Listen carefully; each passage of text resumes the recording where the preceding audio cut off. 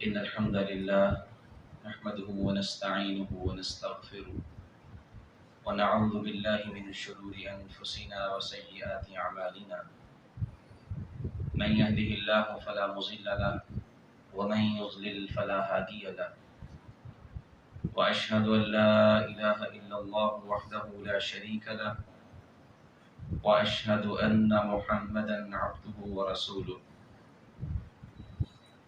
أما بعد فإن خير الحديث كتاب الله وخير الهدي هدي محمد صلى الله عليه وسلم وشر الأمور محدثاتها وكل محدثة بدعة وكل بدعة ضلالة وكل ضلالة في النار.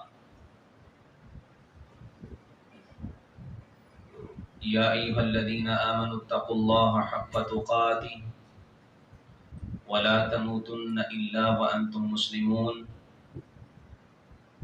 يا أيها الناس اتقوا ربكم الذي خلقكم من نفس واحدة وخلق منها زوجها وبث منهما رجالا كثيرا ونساء واتقوا الله الذي تساءلون به والأرحام إن الله كان عليكم رقيبا.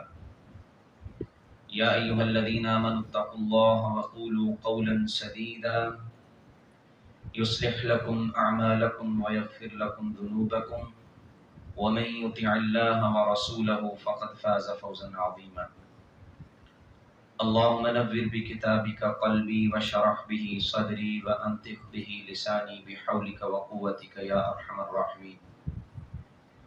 رب اشرح لي صدري ويسر لي أمري واحلل عقدة من لساني يفقهوا قولي. لائق احترام محترم معزز سامعین، انسان جس جگہ پہ رہتا ہے، جہاں اس کی پرورش ہوتی ہے، اس جگہ سے محبت انسان کی فطرت میں ہوتی ہے. ایک جانور، ایک چھوٹی سی چیونٹی بھی اگر آپ اسے دیکھتے ہیں، کسی پرندے کو بھی اگر آپ دیکھتے ہیں، تو وہ بھی اپنی جائے پناہ سے محبت کرتا ہے. وہ اپنی رہنے والی جگہ سے پیار کرتا ہے، اس جگہ سے انس ہو جاتا ہے، اس سے ایک لگاؤ ہو جاتا ہے. کہتے ہیں پردیس کی جو ہے نا، وہ میٹھی چیز بھی انسان کو مل جائے، لیکن اپنے وطن کی کڑوی چیز اس سے زیادہ محبوب ہوتی ہے. پردیس کی گرمی اور سردی، ٹھنڈ اور آسانی اپنے وطن کی مشکل سے بھی زیادہ پسندیدہ نہیں ہے. یعنی اپنا وطن محبوب ہوتا ہے. جہاں وقت گزارا ہوتا ہے، جہاں بڑے رہتے ہوتے ہیں، وہاں انسان کو محبت ہوتی ہے. ایک فطرتی بات ہے. اور بسا اوقات ایسے ہوتا ہے کہ انسان کو اپنی جو جائے پناہ ہوتی ہے، جہاں اس کا بچپن گزرا، وہاں کی اسے ہر چیز یاد ہوتی ہے. بچپن کی یادیں آج بھی آپ کو ہوں گی. بچپن میں جن سکولوں میں ٹاٹوں پہ بیٹھ کے پڑھا، وہ بھی یاد ہوتے ہیں. بچپن کے استاد بھی یاد ہوتے ہیں. کیوں؟ وہاں وقت گزرا ہوتا ہے. وہاں انسان کی محبتیں ہوتی ہیں. اور پھر بچپن کے دوست کئی دفعہ بھائیوں سے بھی زیادہ محبوب ہوتے ہیں، ان سے اتنا لگاؤ ہو جاتا ہے. تو اپنے وطن سے محبت یہ انسان کی فطرت میں ہے. پرندہ سارا دن کہیں نہ کہیں جاتا ہے دانا چگنے کے لیے، اپنی روزی روٹی کا سامان کرنے کے لیے، لیکن رات کو اپنے گھونسلے میں آ کے آرام کرتا ہے. وہ اس کا وطن ہے، وہ اس کی پناہ کی جگہ ہے. اسی طرح ہماری عادت ہے، ہمیں بھی اپنے وطن سے محبت ہوتی ہے. جو گھر ہوتا ہے، انسان اس گھر کے ساتھ ایک لگاؤ اس کا ہو جاتا ہے. جب زیادہ وقت گزرا ہوتا ہے، اس گھر کے محلے وقوع کو جانتا ہوتا ہے، اس کے طول و عرض کو جانتا ہے، اس کی ایک ایک چیز کو یاد رکھتا ہے. پرانے زمانے کے جو لوگ جو گاؤں میں رہتے تھے، وہ ان چیزوں کو زیادہ محسوس کر سکتے ہیں کہ ابھی بھی ان کو وہ چیزیں یاد ہیں، ابھی بھی اس وقت کی بہاریں یاد ہوتی ہیں. تو وطن سے محبت، وطن پہلے یہ سمجھ لیں ہوتا کیا ہے. آپ جہاں رہتے ہیں وہ آپ کا وطن ہے. ایک چیونٹی اپنی بل میں رہتی ہے، وہ اس کا وطن ہے. ایک پرندہ اپنے گھونسلے میں رہتا ہے، یہ اس کا وطن ہے. آپ اپنے گھر میں رہتے ہیں، یہ بھی آپ کا وطن ہے، آپ کا محلہ آپ کا وطن ہے، آپ جس ملک میں رہتے ہیں یہ آپ کا وطن ہے۔ تو وطن سے محبت کی شرعی بنیادیں موجود ہیں، ہمیں اپنے وطن سے محبت کرنی چاہیے۔ شریعت نے بھی اس کی بنیاد فراہم کی ہے، اور پھر فطرت میں بھی یہ چیز شامل ہے کہ اپنی جگہ سے، اپنی جائے پناہ سے محبت کی جائے۔ قرآن و حدیث کا اگر مطالعہ کیا جائے تو ہمیں سمجھ آتی ہے کہ اللہ رب العزت نے قرآن مجید میں اس بات کا حکم دیا ہے۔ ابراہیم علیہ السلام اپنے وطن سے محبت کا اندازہ لگائیں، اپنے بچوں کو چھوڑا، اپنی بیوی کو، اور کیا کہتے ہیں؟ ربنا انی اسکنت من ذریتی بواد غیر ذی زرع عند بیتک المحرم۔ اللہ ان کو یہاں چھوڑ دیا ہے، اور یہ وادی غیر ذی زرع ہے، یہاں کوئی سبزہ نہیں ہے، کوئی کھانے پینے کا سامان نہیں، اسے آباد کر دے۔ یعنی یہ جہاں رہیں یہ ان کا وطن بنے گا، چاہے بنا، وہی میں نے بات کی کہ جہاں انسان رہتا ہے اللہ اسے آباد کر دینا، اس کی آباد کاری کرنا، یہاں پہ سبزہ بھی اگا دینا اور لوگوں کو بھی ادھر مائل کر دینا تاکہ یہ وطن آباد ہو جائے۔ تو وطن کی آبادی کے لیے وہ دعا کر رہے ہیں۔ اور اسی طرح سیدنا موسیٰ علیہ السلام کو اللہ نے باقاعدہ حکم دیا کہ یہ جو بنی اسرائیل والے ہیں، یہ ایک لمبی داستان ہے، بنی اسرائیل کا بڑا لمبا تذکرہ قرآن مجید میں موجود ہے۔ اللہ نے کہا ان کو، چونکہ فرعون نے ان پہ قابض ہو گیا اور اس نے منتشر کر دیا تھا، جو بنی اسرائیل تھا ان کو گروہوں میں بانٹ دیا اور ان کا وطن ان کا نہیں رہا۔ تو موسیٰ علیہ السلام کو اللہ نے حکم دیا تھا کہ ان کو اپنے وطن کو آزاد کروانے کی تحریک دلاؤ۔ اور پھر موسیٰ علیہ السلام نے کہا یا قوم ادخلوا الارض المقدسۃ التي كتب اللہ لكم، اللہ نے تم پہ فرض کیا ہے کہ تم اپنے وطن میں، اپنی جائے پیدائش والی جگہ پہ داخل ہو جاؤ، یعنی اسے آزاد کرواؤ۔ یہ موسیٰ علیہ السلام کو اللہ رب العزت نے کہا اور موسیٰ علیہ السلام نے اپنی قوم کو حکم دیا۔ اور پھر آپ حیران ہوں گے قرآن کی یہ دلیل سن کے کہ اللہ نے اگر کوئی آپ کی جائے پناہ پہ، آپ کے وطن پہ قبضہ کر لیتا، اللہ نے پھر جہاد بھی فرض کر دیا۔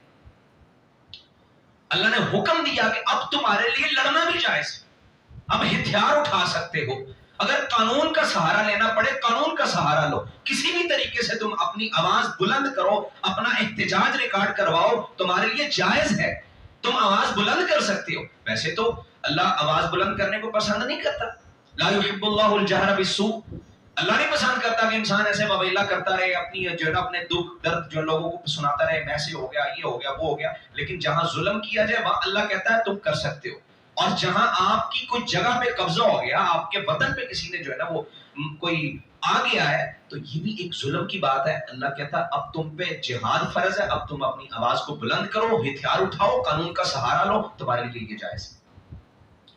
تو اپنے وطن سے محبت کرنے کی یہ شرعی بنیاد ہے کہ قرآن مجید نے ہمیں یہ بنیاد فراہم کی ہے، یعنی ناحق وطن سے نکالے جانے والے جو ہیں ان کے لیے اپنے وطن کو حاصل کرنا فرض ہے، پھر وطن کی محبت ہوئی۔ نبی کریم صلی اللہ علیہ وسلم کو آپ دیکھ لیجئے، اللہ اکبر، کتنی وطن سے محبت ہے۔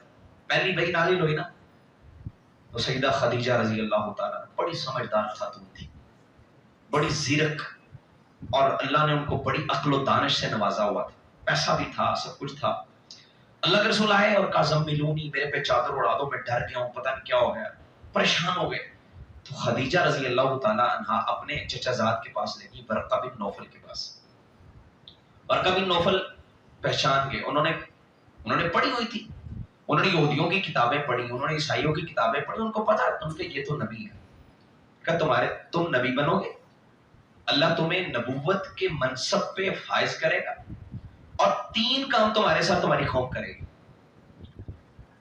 نبی صلی اللہ علیہ وسلم نے جب یہ 3 کام سنے، سب سے پہلی بات انہوں نے کہا تمہاری قوم تمہاری تکذیب کر دے گی، تمہیں جھٹلا دیا جائے گا، لوگ نہیں مانے گے، یہ جھوٹا نبی۔ اچھا تکذیب ہو جانا کوئی چھوٹا کام ہے؟ بہت بڑی بات ہے۔ اللہ نے نبوت سے نواز دیا، یعنی اللہ نے ان کے سر پہ نبوت کا تاج رکھا، اور آپ اللہ کی دی ہوئی ہدایات کے مطابق لوگوں کو کہیں گے میں نبی ہوں، اور وہ کہیں گے ہم تجھے مانتے نہیں، تو جھوٹا نبی ہے، جس نے ساری زندگی سچائی کا ساتھ دیا ہو اور ساری دنیا سے سچا کہتی ہو، مانتی بھی ہو، اور اللہ کے رسول صلی اللہ علیہ وسلم کو پتا بھی ہے مجھے صادق اور امین کہا جاتا ہے، میرے پاس لوگ امانتیں رکھوا کے جاتے ہیں، ان کو پتا ہے کہ بندہ کبھی بے ایمانی نہیں کرتا. اللہ کے رسول اس بات پہ پریشان نہیں ہوئے، اتنا زیادہ اس پہ جو ہے نا وہ کوئی اظہار نہیں کیا. آپ خاموشی سے سنتے رہے. کئی تکذیب ہوگی، چپ ہو گئے. دوسری بات جب انہوں نے کہا اذیت دی جائے گی تو آپ کو تکلیفوں کا سامنا کرنا پڑے گا، مصائب جھیلنے پڑیں گے، آپ کو صعوبتیں آئیں گی. نبی صلی اللہ علیہ وسلم اس بات پہ بھی خاموش رہے. اللہ کے مصیبتیں، اذیت، تکالیف، یہ کتنا بڑا کام ہے. نبی صلی اللہ علیہ وسلم پھر خاموش. ٹھیک ہے. اچھا، تیسری بات جب انہوں نے کی نا تمہیں وطن سے نکال دیا جائے گا. اب نبی صلی اللہ علیہ وسلم کو بڑا دکھ ہوا. اب فوری طور پہ آپ نے اپنا جو ہے نا وہ آگے سے اظہار کیا اور آگے سے بول کے او مخرجیہ، مجھے وطن سے نکال دیا جائے گا. یعنی یہ کام بھی کریں گے یہ لوگ. چلو تکذیب ہو گئی اس حد تک تو ٹھیک ہے، وہ مانتے نہیں ہیں. اذیت اور تکلیفیں بھی دے لی انہوں نے، یہ بھی ٹھیک ہے، لیکن مجھے وطن سے بھی نکال دیں، مجھے گھر سے بے گھر کر دیں گے. اور نبی صلی اللہ علیہ وسلم کا یہ کہنا، اس سے علماء کہتے ہیں ففی ھذا دلیل، اس میں دلیل ہے کہ اپنے وطن سے انسان کو محبت ہونی چاہیے، اپنے ملک سے انسان کو محبت ہونی چاہیے. اور نبی کریم صلی اللہ علیہ وسلم جب نکلے تھے مکہ سے، آپ نے کہا تھا مکہ کو مخاطب ہو کے، کہا تیرے ساتھ پیار بڑا ہے، تیرے سے جانے کو دل نہیں کرتا، لیکن تیرے رہنے والے ہمیں پریشان کرتے ہیں، تیرے رہنے والے ہمیں یہاں رہنے نہیں دیتے، وہ تکلیفیں دے رہے ہیں، انہوں نے مجبور کر دیا ادھر سے نکلنے کو. ورنہ تجھے چھوڑنے کو کب دل کرتا ہے؟ تجھے چھوڑنے کو کیسے دل کرے؟ تیرے ساتھ تو ہماری بڑی محبتیں، یہاں تو ہمارا وقت گزرا، بچپن گزرا، لڑکپن گزرا، اور یہاں پہ دوستیاں ہیں، یہاں پہ گھر ہیں، سب کچھ ہے، تجھے نہیں چھوڑا جا سکتا، لیکن تیرے رہنے والے مجبور کر رہے ہیں تو تجھے چھوڑ کے جا رہے ہیں. یہ آپ نے مکہ کو مخاطب کر دیا. اور آپ کہا کرتے تھے کہ یہ احد پہاڑ ہم سے محبت کرتا، ہم اس سے محبت کرتے ہیں. یعنی ان جگہوں سے اتنی محبت تھی آپ کو، اپنی جو اپنا وطن ہے اس کے پہاڑوں سے بھی پیار تھا، آپ کو ان جگہوں سے بھی محبت تھی. اور پھر جب مدینہ آ گئے، اب مدینہ وطن بنا، اور اللہ سے پھر دعا کرتے ہیں، چونکہ مکہ کی محبت بڑی زیادہ ہے، اب مکہ کی طرف دل مچلتا ہے، کہتے اللہ دعا کرتے ہیں حبیبا الینا المدینہ، اللہ اب مدینے کی محبت دل میں ڈال دے. مکہ سے محبت ہی اتنی ہے کہ اپنا وطن کون چھوڑ سکتا ہے، لیکن اب کہہ رہے ہیں اللہ اب اس سے محبت ڈال دے، اب یہاں رہنا جو پڑ، اب یہاں سے ہماری محبت جو ہے نا وہ قائم کر دے. تو نبی کریم صلی اللہ علیہ وسلم نے بھی یہ ثابت کیا ہے کہ اپنے وطن سے محبت ہونی چاہیے. آپ جب کہیں دور سفر پہ نکلے ہوتے ہیں نا، واپس آتے اپنے گھر کی طرف، اپنے وطن، اپنے شہر کی طرف، نبی صلی اللہ علیہ وسلم سواری کو تیز کر دیتے. حدیث کے الفاظ کیا ہے؟ حرکھا من حبیھا. حدیث کے الفاظ پہ غور کریں، نبی صلی اللہ علیہ وسلم سواری کو تیز اس لیے کرتے کہ آپ کو محبت اتنی تھی وطن سے کہ جلدی جلدی اپنے گھر پہنچ جاؤ، جلدی جلدی اپنے وطن میں پہنچ جاؤ. اپنے وطن سے محبت اتنی تھی نبی صلی اللہ علیہ وسلم کہ آپ سواری کو تیز کر دیا کرتے کہ جہاں پہ رہنا ہے، جہاں پہ محبت ہے، وہاں انسان کو جو ہے نا وہ ایک لگاؤ ہوتا ہے. تو پاکستان ہمارا وطن ہے، ابھی 14 اگست ہے آنے والا ہے، یہ آزادی ملی ہمیں، اس میں بڑی جو ہے نا وہ کام کیے جائیں گے. اس حوالے سے ہم بات کر رہے ہیں کہ ہمیں اپنے وطن سے محبت بہرحال ہونی چاہیے. یا ایک بات بھی سمجھ لیجیے، 2 کام کیے جاتے ہیں. بعض لوگ یہ کہتے ہیں جی امت کا غم ہونا چاہیے، وطن کی محبت نہیں ہونی چاہیے. بعض یہ کہتے ہیں نہیں، وطن سے ہی محبت ہو، امت کا غم جائے باڑ میں. دونوں انتہائیں ہیں اور یہ دونوں انتہائیں غلط ہیں. اس کے درمیان جو اعتدال کا راستہ ہے نا وہ کیا ہے کہ آپ کو امت کا غم بھی ہو اور وطن سے محبت بھی ہو. اب اس بات کو سمجھ لیں. امت کا غم یہ ہے کہ جو کہتے ہیں پاکستان میں مسلمان ہیں اور اس سے باہر چلے جائیں، انڈونیشیا ہے، ملائیشیا ہے، امریکہ ہے، جہاں بھی مسلمان رہتے ہیں، بس سارے مسلمانوں کا غم ہونا چاہیے، اپنے وطن کو محدود نہ کرو، بس وطن کی محبت ختم ہوگی، صرف امت کا غم. یہ ٹھیک نہیں. بعض لوگ یہ کہتے ہیں نہیں، ہمیں صرف پاکستان سے غرض ہے، بس یہاں پہ ہمیں محبت ہے، باقی باہر والوں سے ہمارا کوئی لینا دینا نہیں. دونوں انتہائی غلط ہیں. اپنے وطن سے جس حد تک آپ کی محبت ہو سکتی ہے آپ اس کا اظہار کریں، آپ اس سے محبت کریں، اور امت کے غم میں بھی شریک رہے. امت کا غم بھی ہونا چاہیے. یہ ایک مسلمان کا جو اعتدال والا راستہ ہے نا وہ یہ، امت کا غم بھی ہو لیکن جہاں پر رہ رہے ہیں باہر آپ کو آپ کا وطن ہے. آپ یہ نہیں کہ آپ کے نہیں جی میں سعودیہ کی محبت میں پاکستان کو گالی دوں گا، یہ غلط ہے. آپ کے میں فلاں ملک کی محبت میں پاکستان کو غلط کہوں گا، اس کو گالی دوں گا، یہ غلط ہے. چونکہ آپ یہاں پہ رہ رہے ہیں، آپ کا یہ وطن ہے، آپ کو اس سے محبت ہونی چاہیے. شرعی طور پہ بھی آپ کو اس سے محبت کرنا ضروری ہے، اس کا دفاع کرنا کسی بھی لحاظ سے آپ کر سکتے ہیں. آپ اپنے بدن کا دفاع کریں، اس سے محبت کریں، یہ ضروری ہے. ہاں یہ ہے اگر کسی اور ملک میں مسلمانوں کے ساتھ زیادتی ہوتی ہے آپ آواز اٹھا سکتے ہیں، ضرور اٹھائیں، آپ جو کر سکتے ہیں ضرور کریں. تو بہرحال اپنے وطن سے محبت. اور پاکستان تو دوسرے وطنوں سے زیادہ محبوب ہمیں ہونا چاہیے. اس کی وجہ یہ ہے، یہ بنا کس بنیاد پہ، اس کی بنیاد چیک کریں. وطن کوئی کس بنیاد پہ بنتا ہے، کس بنیاد پہ بنتا ہے، اس کی بنیاد کیا ہے؟ لا الہ الا اللہ. یہ تو لا الہ الا اللہ کے لیے بنا ہے نا، تو پھر تو اس سے بڑی زیادہ محبت ہونی چاہیے. پھر تو ہماری محبتوں کے محور محبت یہ پاکستان ضرور بننا چاہیے. کیوں؟ یہ لا الہ الا اللہ کی بنیاد. کتنی کمال کی بنیاد، کتنا کمال کا کلمہ ہے جس کی بنیاد پہ پاکستان وجود میں آیا ہے کہ یہ وہ ملک ہے کہ جس کی بنیاد میں توحید شامل ہے. تو ہمیں اس سے سب سے زیادہ بڑھ کے محبت ہونی چاہیے. تو قیام پاکستان ابھی 14 اگست کو چونکہ آزادی ملی تو ہم اس کی بھی تھوڑی سی بات کرتے ہیں کہ پاکستان کیسے وجود میں آیا ہے. پاکستان کا جو سفر ہے آزادی کا، اس پہ الگ سے بات ہو سکتی ہے، بڑا لمبا ٹاپک ہے کہ پاکستان کا سفر کیسے شروع ہوا. یہ صرف 1947 میں شروع نہیں ہوا، یہ تو صحابہ کے زمانے سے سمجھ لیں شروع ہے کہ جب آزادی کا سفر وہ آزاد ہونے کے لیے کرتے کرتے کرتے جب یہاں تک پہنچے تو یہاں بھی اگر تھوڑا بھی دور جائیں تو 1600 1500 یعنی 1947 اس سے پیچھے 1600 تب سے پاکستان کا جو ہے نا وہ سفر شروع ہوا ہے آزادی کا. یہ صرف 1947 کی بات نہیں ہے. اگر آپ تھوڑا سا تاریخ کا مطالعہ کریں تو پاکستان ہمیں آسانی سے نہیں ملا. ہمیں تو ماں کی کوکھ میں مل گیا نا. ہم تو پیدا ہوئے تو امن میں پیدا ہوئے، ہماری تو آنکھ کھلی تو ہم پاکستان میں تھے. یہ ایسے نہیں ہے کہ رات کو سوئے اور صبح اٹھے تو پاکستان میں آنکھ کھل گئی، ایسے نہیں ہے. اس کے پیچھے بڑی لمبی داستانیں ہیں، بڑی قربانی ہے. اس کے پیچھے بڑے بڑے خون بہائے گئے. 20 لاکھ مسلمانوں کو کاٹ دیا گیا تھا اس پاکستان کے حصول کے لیے. اور ہم جو ہے نا ہماری قوم اتنی بے غیرت ہو گئی ہے کہ ایسے لوگ اس ملک کی آزادی منانے والے دن کیا کر رہے ہیں؟ باجے بجا کے ہم آزادی مناتے ہیں. بے شرمی کی انتہا اس سے کوئی اور ہو سکتی؟ مسجدوں کے سامنے سے گزر رہے باجے بجا رہے ہیں. پچھلے سال کا مجھے یاد ہے ہم نماز پڑھ رہے ہیں اور وہ باجے والوں سے تنگ ہو کے کئی دفعہ ہم نمازی باہر نکل کے یار شرم کرو، نماز پڑھ رہے اب تم کیا کام کر رہے ہو. یہ قوم ہے جس کو آزادی ملی اور یہ آزادی منانے کا طریقہ دیکھیں. ان کو پتہ ہی نہیں آزادی ملی کیسے. دنیا کے سب سے مبغوض ترین قوم پتہ کون سی ہے؟ ہم قرآن مجید میں پڑھتے ہیں، روزانہ نماز میں پڑھتے ہیں، غیر المغضوب علیہم. اللہ جن پہ تو نے غضب کیا نا ان کے راستے پہ ہمیں نہ چلانا. مبغوض ترین قوم کون سی ہے؟ یہودی. یعنی زمانے کے سب سے بدنام اگر کوئی لوگ ہیں وہ یہودی لوگ ہیں. اور یہودی ان باجے بجانے والوں سے افضل ہے. ان کا عمل ان سے بہرحال اچھا ہے. اور میں آپ کو عمل بتاؤں گا، آپ خود ہی کہیں گے واقعی یہ تو اچھا ہے.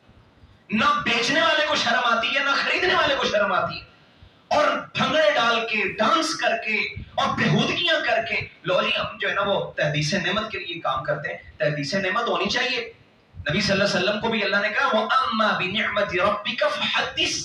جو نعمت اللہ نے دی اسے بیان کرو، اس کا اظہار ہونا چاہیے. آپ کے پاس اگر اچھا پیسہ ہے آپ اچھا لباس پہن کے بارے میں، آپ کو اللہ نے اگر زیادہ دیا ہے آپ اچھا لباس پہنے، اچھی جوتی پہنے، آپ پتہ چلے یار یہ بندے کے پاس کچھ نہیں بنے.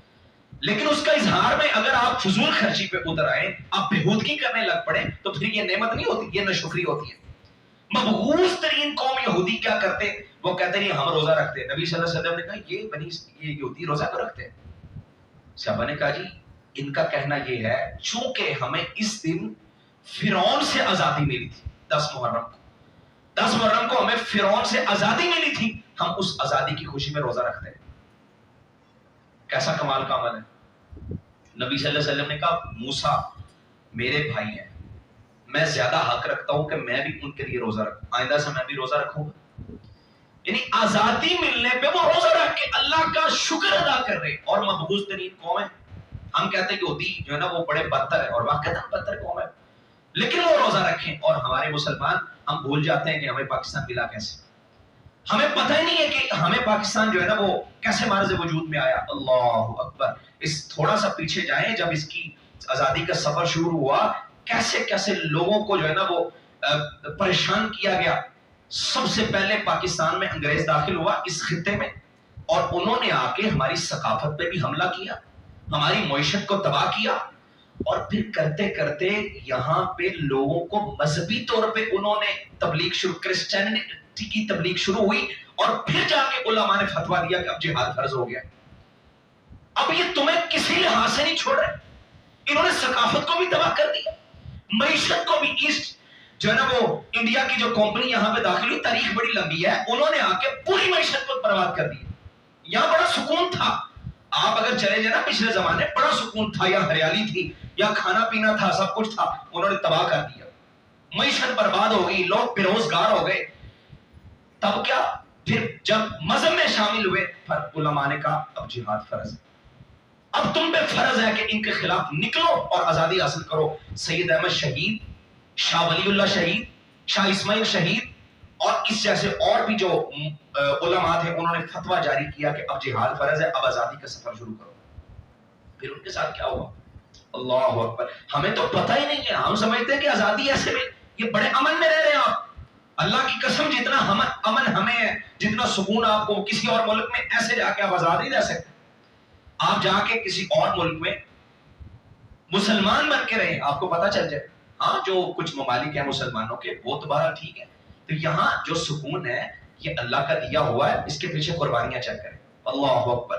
عبد الرحیم صادق پوری رحمۃ اللہ علیہ، وہ کہتے ہیں جب آزادی کا سفر شروع ہوا نا تو ہم نے یہ فتویٰ دیا، صادق پور کے علماء پہ پوری کتاب لکھی گئی، انہوں نے فتویٰ دے دیا اب جہاد فرض ہے، اپنے آزادی کی جنگ لڑو۔ اچھا پھر کیا ہوا؟ انہوں نے کہا یہ بندہ جو ہے نا یہ لوگوں کو خراب، یہ صرف میں ایک بندے کی بات کر رہا ہوں، بڑی داستانیں ہیں۔ انہوں نے کیس چلایا اور کہا اس کو پھانسی دے دو، لیکن پھر انہوں نے اپنا فیصلہ بدلا، کہتے پھانسی نہیں دینی، اس کو قید کرو، اور قید بھی کون سی جیل میں؟ بدنام زمانہ جیل، کالا پانی، جہاں پہ بڑے بڑے مجرموں کو رکھا جاتا ہے، نہ کچھ کھانے کو صحیح ملتا ہے، جہاں کی فضا بھی ٹھیک نہیں ہے، جہاں رہنے کا بندوبست ٹھیک نہیں ہے، اور کالا پانی کی جیل کو آج بھی یاد کیا جائے یا اس کی بات کو سنا جائے رونگٹے کھڑے ہو جاتے ہیں، وہ کتنا خطرناک معاملہ تھا۔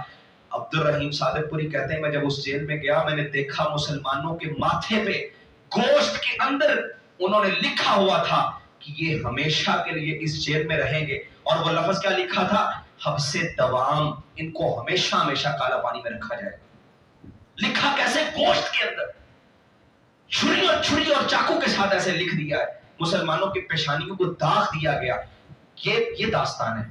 تب سفر شروع ہوا۔ وہ کہتے ہیں میں 19 سال کالا پانی کی جیل میں رہا، اور یہ عالم دین، کہتے ہیں 19 سال کے بعد واپس آیا صادق پور، میں نے کہا چلیں، اور یہ کوئی عام بندے نہیں تھے، جائیدادیں تھیں، زمینیں تھیں، بڑا کچھ تھا، تو کہتے ہیں میں نے جا کے کہا چلے اپنے گھر رہتا ہوں اپنی زمینوں پہ، اب 19 سال بعد آزادی تو ملی ہے نا۔ میں جب وہاں پہ پہنچا تو پتا چلا کہ ساری زمینوں کو قبضہ میں کر لیا حکومت نے، اور کوئی چیز نہیں ہے، انگریز ہے، ہندو ہے، سارے قابض ہو گئے۔ کس کس کا ظلم تھا؟ مسلمان، سکھوں کا، ہندوؤں کا، انگریزوں کا، ہر بندے نے ان پہ ظلم کیا، اور پھر آزادی کی داستان شروع ہوئی تھی۔ تو کہا میں نے کہا چلے، گھر تو نہیں رہے، زمینیں انہوں نے جو نا اپنے قبضے میں لے لی، اپنے والدین کی قبر پہ جا کے آنسو ہی بہا۔ کہتے میں قبرستان گیا جہاں میرے والدین کی، ہمارے خاندان کا قبرستان تھا، میں نے وہاں جا کے دیکھا میونسپل کمیٹی کا دفتر بنا دیا تھا اس کے۔ یہ مسلمانوں کی داستان۔ کہتے میں نے اندازے کے ساتھ کہ یہاں میرے باپ کی قبر ہے، یہاں میرے ماں کی قبر ہے، اندازے کے ساتھ میں وہاں پہ کھڑا ہوا اور میں نے اپنے والدین کی قبر پہ آنسو بہا لیے۔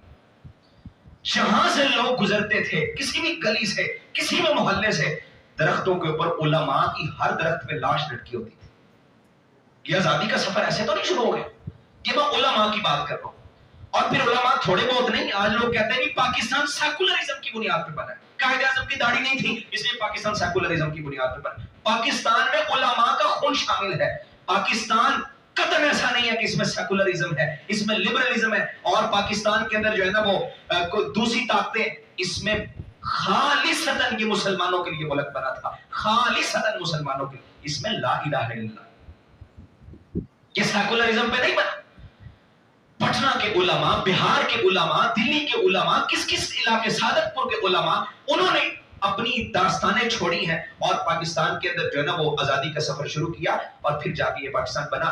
اور پھر یہ ایک داستان، یہ تو صرف سفر کی بات کر رہا ہوں، بڑا لمبا سفر ہے، بڑی لمبی داستانیں ہیں. جب آزادی کا سفر ہو گیا، جب آزادی قریب، جب یہ معاملات پہنچے، تو آپ کو پتا ہے کیسے کیسے دن دیکھے لوگوں نے. 20 لاکھ مسلمانوں نے قربانیاں اس وقت دی تھی، اس سے پہلے کی قربانیاں اور ہیں. اس سے پہلے کی قربانیوں کو گنا جائے تو پتہ نہیں یہ کروڑوں میں بات چلی جائے. اس زمانے میں کوئی بھی شخص، کوئی حکومت کی طرف سے اگر کسی کو عہدہ ملنا ہوتا، وہ بڑی پوسٹ کی کوئی آتی نا، ویکینسی آتی، باقاعدہ اخباروں میں لکھا ہوتا تھا ادھر کوئی مسلمان اپلائی نہیں کر سکتا. اس لیے آزادی کا سفر شروع ہوا تھا. ہم اتنے محبوس قوم تھی، ہمارے حالات اتنے خراب کر دیے تھے انہوں نے. باقاعدہ لکھا ہوتا کہ مسلمان کوئی اپلائی نہیں کر سکے گا اس عہدے پہ. ہاں، خان سامہ بن سکتا ہے، چپڑاسی بن سکتا ہے، کوئی جو ہے نا، جس کو حقیر سمجھا جاتا، کوئی ایسی جاب، کوئی ایسا عہدہ اگر ہے وہاں مسلمان کو آپ لگا سکتے ہیں، وہ اپلائی کرے. کسی اچھے عہدے پہ مسلمان کو پوسٹ نہیں دی جائے گی. اور پھر مسلمانوں کو تبلیغ کی اجازت نہیں ہے. اگر کوئی تبلیغ کرتا ہے، لوگ اس کو باتیں کرتے ہیں، اس حکومت کی طرف سے پابندیاں ہیں، جیسے آج بھی اسپیکر پہ پابندی ہو جاتی ہے، کبھی کس چیز پہ پابندی ہو جاتی ہے. اور جب عیسائی تبلیغ کرنے آتا کوئی، اس کے ساتھ باقاعدہ حکومت کی فورسز ہوتی، باقاعدہ پروٹوکول میں لے کے آ جاتا کہ یہ اب تبلیغ آسانی سے کر سکتا ہے. یہ حالات تھے، اس لیے آزادی کا سفر پھر شروع کرنا پڑا. اور پھر جب سفر شروع ہو گیا تو پھر ایسے ایسے واقعات بھی دیکھے کہ ایک ٹرین چلتی ہے فیروز پور سے اور قصور پہنچتی. یہ فیروز پور روڈ آپ کو پتا ہے، یہ فیروز پور روڈ اسی لیے یہ قصور سے ہوتے ہوئے آگے فیروز پور انڈیا میں جا رہا ہے. ادھر سے ایک ٹرین چلتی ہے اور قصور پہنچتی ہے، اور جو وہاں قصور والی سائیڈ ہے گنڈا سی، وہاں پہ ٹرین رکی اور انہوں نے کہا کہ مسلمانوں کے لیے تحفہ آیا ہے. اللہ اکبر. جب اس ٹرین کا دروازہ کھولا، اس ٹرین میں 100 بچہ تھا، اور 100 بچہ پتا کس حالت میں؟ یہ مسلمانوں کے لیے تحفہ بھیجا انہوں نے. 100 بچہ اس ٹرین کے اندر ہے، اور ان 100 کے 100 بچوں کے جسم کے سارے اعضاء کاٹ دیے. کس لیے کاٹے؟ کہ یہ آزادی کی باتیں کرتے. اور علماء کو جب ان علماء کے جسموں سے کلاشن کوفیں باندھ دی جاتی تھی اور کہتے بتاؤ جہاد کا فتویٰ دو گے؟ وہ کہتے ہاں دوں گا. جہاد فرض ہے؟ کہتے چلو کلاشن کوف چلا دو. ان کے جسم کے پرخچے اڑا دیے جاتے. آپ تاریخ اٹھا کے دیکھیں نا کس طرح سے پاکستان ملا. وہ بچوں کی لاشیں نہ وہ مرے ہوئے ہیں نہ زندہ ہے بیچارے. زندگی موت کی کشمکش میں وہ ٹرین پہنچتی، کہتے کہ مسلمانوں کا تو 100 بڑھنا عورتوں کی جو ہے نا، وہ عورتوں کی ایک پوری ٹرین انہوں نے بھیجی، یہ بھی مسلمانوں کے لیے تحفہ. اللہ اکبر. لوگوں نے اپنا خون شامل کیا اس پاکستان کو آزاد کروانے. لوگوں نے اپنے بچوں کو قربان کیا ہے، اور بوڑھے بابوں نے اپنی داڑھیوں کو خون سے رنگین کیا، اپنے بچوں کو نیزوں کی انیوں پہ پرو کے انہوں نے آزادی حاصل کی. کس طرح سے اس آزادی کی داستان میں مسلمانوں نے اپنا کردار ادا کیا. ایک عورت، اللہ اکبر، وہ چلی وہاں سے، جب رستے میں انہوں نے پکڑ کے اس کی چھاتی کو کاٹ دیا. وہ صرف اتنا کہتی ہے، کہتی میرا پاکستان کو سلام کہہ دے. مجھے اس بات پہ فخر ہے کہ میرا خون بھی پاکستان کی آزادی میں شامل ہو گیا. اس طرح سے لوگوں نے قربانیاں دی. اللہ اکبر. تو عزیز ساتھی، کہ پاکستان ہمیں بڑی محنتوں سے ملا ہے. اس کے پیچھے بڑی لمبی داستان ہے. آزادی کا سفر ایک پوری داستان ہے. وہ کہاں سے 1600 اور پہلے جائیں وہاں سے شروع ہوا، لیکن 1600 سے آگے پھر 1857 کی باتیں ہیں، پھر جا کے 1900، پھر 1947. ایسا نہیں کہ خواب دیکھا اور پاکستان بن گیا. رات کو سوئے اور صبح پاکستان آپ کے ہاتھ میں آ گیا. ہر بندے نے ان لوگوں پہ ظلم کیا اور پھر جا کے یہ وجود میں آیا. اللہ ہمیں پاکستان کی قدر کرنے کی توفیق عطا. آج ہماری حالت کیا ہے؟ آج ہم پاکستان آزاد ہوا، 14 اگست آیا، اب دیکھیے گا آزادی منائیں گے. یہ مسلمان ہے جسے دیکھ کے شرمائے یہود. مسلمان کس لیے آزاد ہوئے تھے؟ صرف اس لیے کہ آپ جو بس چلتے پھرتے رہے؟ آزادی اس لیے ملی تھی کہ وہاں رہنا مشکل تھا. یہ بات میں نے جو شروع میں عرض کیا، ثقافت میں وہ شامل ہو گئے، وہ ہماری معیشت کو برباد کرنے لگے، اور انہوں نے مذہب کے اندر انٹرفیئرنس کرنا شروع کر. آج بھی آپ دیکھیں ہماری تینوں چیزیں جو ہے نا، وہ ان میں ہم کتنے آزاد ہیں. ہماری حالت کیا ہے؟ ہمارا قصور ہے اس میں. ابھی آزاد ہیں ہم، لیکن ایک معنی میں آزاد ہے، دوسری طرف دیکھا جائے تو ہم غلام ہیں. وہ غلامی ایسے ہے کہ ہمارا سارا نظام ان کا دیا ہوا چل رہا ہے. ہم فخر محسوس کرتے ہیں مغرب کو دیکھ کے. وہ دیکھو جی، آپ کو پتا ہے انگریز جو آج بنا پھرتا بڑا یہ کہتا ہے جی بڑے تہذیبی یافتہ قوم ہے، بڑا انصاف ہے جی، چلے جائیں وہاں پہ، وہاں بڑی ایمانداری ہے، وہاں یہ ہے وہ ہے. آپ تاریخ اٹھا کے دیکھیں، جتنے بھی فیصلے مسلمانوں کو فیصلوں کے بعد جو قتل کیا گیا، ابوالکلام آزاد رحمت اللہ علیہ لکھنے میں مجبور ہو گئے تھے، بلکہ سر سید احمد خان جن کو کہا جاتا ہے کہ وہ انگریز کی بھی وفادار تھے اور وہ مسلمانوں کے بھی وفادار تھے، یعنی دونوں سائڈوں پہ تھے. چلو مان لیں وہ انگریز کے بھی تھے، پھر بھی یہ بات انہوں کو لکھنی پڑی. وہ کہتے ہیں جتنے قتل عام ڈاکوؤں نے کیے نا، اس سے زیادہ قتل انگریزوں نے فیصلے عدالتوں کے بعد کیے. عدالت فیصلہ سناتی اور پھر مسلمان کو قتل کیا جاتا. اس سے زیادہ قتل ڈاکوؤں نے بھی نہیں کیا ہوگا. اتنے قتل انہوں نے کیا. اور آج یہ تہذیب یافتہ قوم ہے اور ہم ان کی تہذیب پہ فخر کر رہے ہیں. ہمارا کیا ہے؟ ہم کہتے ہیں اچھا وہ دیکھیں نہیں انگریز ایسے آگے نکل گیا، وہ ترقی کر رہا ہے. ہم ان کی چیزیں جو لی مستعار لے کے ہم اپنی زندگیاں بسر کرتے ہیں. ہمارے حالات لا الہ الا اللہ کی بنیاد پہ بنا تھا. ہمیں جو کرنا چاہیے وہ کام کیا ہے؟ ہمیں شکر ادا کرنا چاہیے. اور شکر ایسے نہیں ادا ہوتا کہ آپ باجے بجانا شروع کر دیں، آپ صرف جھنڈا لگا دیں. جھنڈا لگائیں کوئی مسئلہ نہیں، آپ بیان کریں تحدیث نعمت کے لیے بھائی ہم آزاد ہوئے. جھنڈا لگائیں، جھنڈیاں لگائیں، بیج لگائیں، آپ کپڑے پہنیں، جو بھی کریں، لیکن اللہ کا شکر ادا کریں کہ اللہ نے ہمیں یہ ملک دے دیا. اس شکرانے کے لیے جیسے یہودی روزہ رکھتے ہیں، آج کبھی کسی نے کہا کہ آج میں نے روزہ اس لیے رکھا یار پاکستان آزاد ہوا تھا، آج میں نے 2 نفل اس لیے پڑھ لی ہے. نبی صلی اللہ علیہ وسلم جب فتح مکہ ہوئی تھی، آپ کو یاد ہوگا، آپ نے یہ باتیں سنی ہوئی ہے، فتح مکہ پہ اللہ کے رسول کا کیا عمل تھا. 8 رکعتیں آپ نے چاشت کی پڑھی تھی، جس کو صلاۃ الضحیٰ بھی کہا جاتا ہے، جس کو جو ہے نا وہ چاشت کی نماز بھی کہتے ہیں اور اوابین کی نماز بھی کہتے ہیں، اشراق کی نماز بھی کہتے ہیں. وہ نماز نبی صلی اللہ علیہ وسلم نے اس وقت 8 رکعتیں ادا کی تھی. کیوں؟ آج مکہ فتح ہو گیا. عام روٹین میں آپ تھوڑی نماز پڑھتے ہیں، 2 رکعتیں بھی پڑھ لیتے ہیں، 4 بھی پڑھ لیں، آپ جتنی پڑھ، لیکن آپ نے 8 ادا کی کہ آج ہمیں آزادی ملی.